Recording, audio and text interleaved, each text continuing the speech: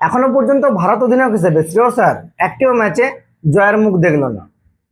আজকে তো মানুষ যে পরিবর্তনগুলো চেয়েছিল সেটা হলো, বৈভব আজকে একাদশে খেলেছে, তাও আজকে ভারত জিততে পারেনি। আজকে দ্বিতীয় টি-20তে ইংল্যান্ডের বিপক্ষে 4 উইকেট হেরে গেছে। এক ওভার বাকি থাকতে থাকতে ভারতের দেওয়া 190 রানের টার্গেট ইংল্যান্ড চেস করে নিয়েছে।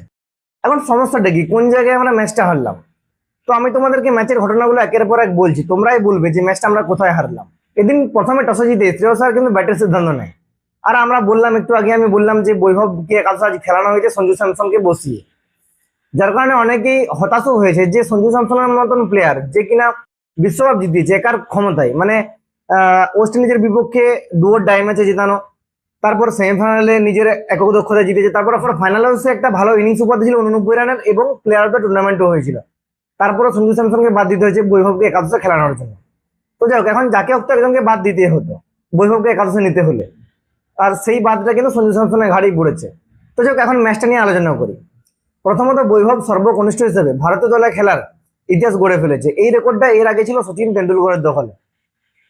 এখন প্রথম আন্তর্জাতিক ম্যাচ খেলতে নেমে বৈভব কিন্তু 10 বলে 14 রান করে আউট হয়ে গেছে। তার মানে এটা নয় যে সে ব্যর্থ, প্রথম ম্যাচ এরকম হতেই পারে। তার উপর মানে সকলের একটা আশা, তার উপরে একটা চাপ, তাকে নিয়ে যে মানুষের একটা চাওয়া তাকে খেলাতে হবে একাদশে, এই নিয়ে যে বিশাল একটা সোশ্যাল মিডিয়ায় তুমুল আলোচনা চলছিল, সবকিছু দিক থেকে কিন্তু বৈভবের উপর একটা চাপ ছিল। তো যার কারণে হতে পারে সে প্রথম ম্যাচ খেলতে পারেনি। কিন্তু আমরা জানি সে প্রথম ম্যাচে না খেলতে পারলে, একটা ম্যাচ না খেলতে পারলে পরবর্তী ম্যাচে ঠিকই চলবে। আর এই একটা ম্যাচ না খেলতে পারার কারণে তাকে যদি সমালোচনা করা হয়, তাকে যদি ট্রল করা হয়, মানে তখন কিছু বলার নেই।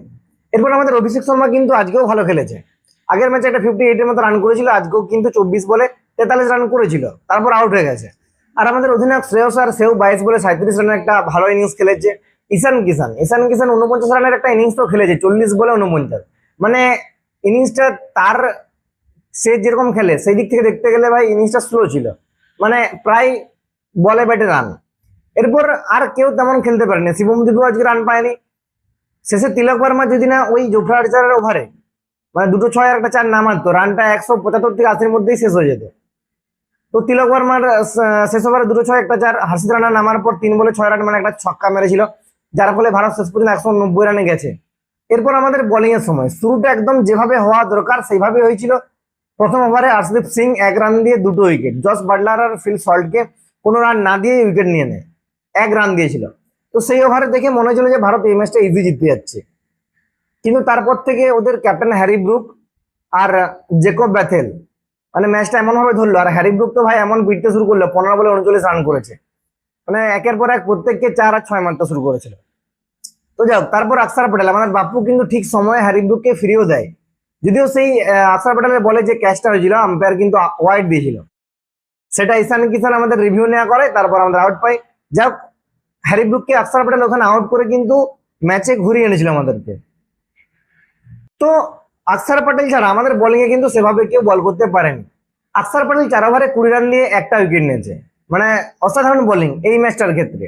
এরপর আমাদের আর্শদীপ সিং, কি বলবো ভাই, প্রথম ওভারে যেমন 1 রান দিয়ে 2টো উইকেট নিয়েছে, দ্বিতীয় ওভারে দিয়ে দিয়েছে 27 রান, 3 নম্বর ওভারে আবার 3 রান দিয়ে একটা উইকেট, 4 নম্বর ওভারে আবার 10 রান খেয়ে গেছে।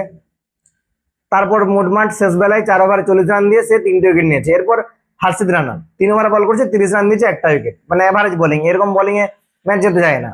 এরপর সব থেকে বাজে জঘন্য বোলিং করেছে ভাই রবি বিষ্ণয়, 4 ওভার বল করেছে, 60 রান দিয়েছে, কোনো উইকেট পায়নি।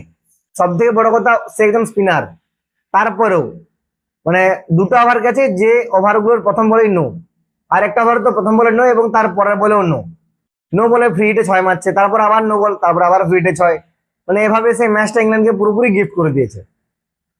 আর বরুণ চক্রবর্তী সে কিন্তু খুব একটা ভালো বল করতে পারেনি, 4 ওভারে 37 রান দিয়ে একটা উইকেট। তো আমাদের এই যে বাজে বোলিং, আকসার প্যাটেল ছাড়া বাকি সবাই এভারেজ বোলিং করেছে, আর বিশেষ করে বাজে সব থেকে বোলিংটা করেছে রবি বিষ্ণয়, যার কারণে ম্যাচটা কিন্তু আমাদের হাত থেকে বেরিয়ে গেছে।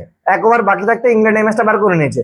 ইংল্যান্ডে যদি বলতে হয় জেকব ব্যাথেল, যে তার অধিনায়ক হ্যারি ব্রুকের সেট করে দেওয়া যে মোমেন্টাম, সেখান থেকে ম্যাচটা 79 রান করে 40 বলে 79 রান করে কিন্তু ম্যাচটা ভারতের হাত থেকে বের করে নিয়েছে। এটা হলো সেই জেকব ব্যাথেল যে আমাদেরকে টি-20 বিশ্বকাপ 2026-এর সেমিফাইনালে হারাতে হারাতে ভারত ম্যাচটা জিতে গেছিল, সেই জেকব ব্যাথেল ছিল এটা। তো এই হচ্ছে পুরো বিষয়বস্তু। তো আমার মনে হয় এই ম্যাচটা রবি বিষ্ণুয়ের যে বাজে বোলিং সে কারণে ম্যাচটা আমার মনে হয় যে হেরে গেছি। আর ব্যাটিংও আর একটু ভালো হতে পারতো। তো আমাদের এই দ্বিতীয় টি20 ম্যাচটা হারার কারণ তোমাদের কি বলে মনে হয় সেটা অবশ্যই কমেন্ট করে জানাও। আর যারা যারা আমার ভিডিও নতুন দেখছো তারা অবশ্যই আইডিটাকে ফলো করে নাও, আর ইউটিউবে দেখে থাকলে চ্যানেলটা সাবস্ক্রাইব করে নাও।